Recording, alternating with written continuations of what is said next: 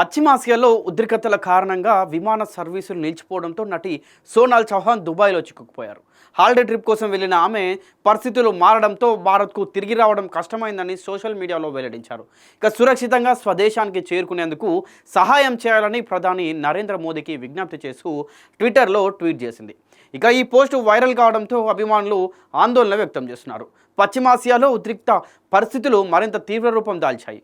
అణు ఒప్పందం అంశంపై చర్చలు ఫలించకపోవడంతో అమెరికా, ఇజ్రాయెల్ సంయుక్త చర్యలు, వాటికి ప్రతిగా ఇరాన్ క్షిపణి దాడులు ఆ ప్రాంతాన్ని యుద్ధ వాతావరణంలోకి నెట్టాయి.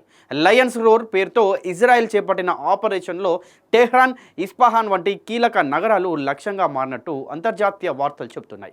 ఇక దీనికి ప్రతిగా ఇరాన్ కూడా ఇజ్రాయెల్తో పాటు గల్ఫ్ ప్రాంతంలోని అమెరికా స్థావరాలపై డ్రోన్లు, క్షిపణులతో దాడులు చేసినట్లు సమాచారం.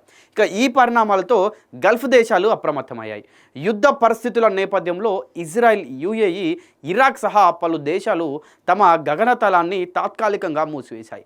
ఫలితంగా అంతర్జాతీయ విమాన సర్వీసులు రద్దు కావడంతో వేలాది మంది ప్రయాణికులు వివిధ నగరాల్లో చిక్కుకుపోయారు. ఇక సెలబ్రిటీలు, వ్యాపారవేత్తలు, పర్యాటకులు కూడా ఈ ప్రభావాన్ని ఎదుర్కొంటున్నారు. ఈ క్రమంలో టాలీవుడ్కు చెందిన నటి సోనాల్ చౌహాన్ కూడా దుబాయ్లో ఇరుక్కుపోయినట్టు తెలిసింది.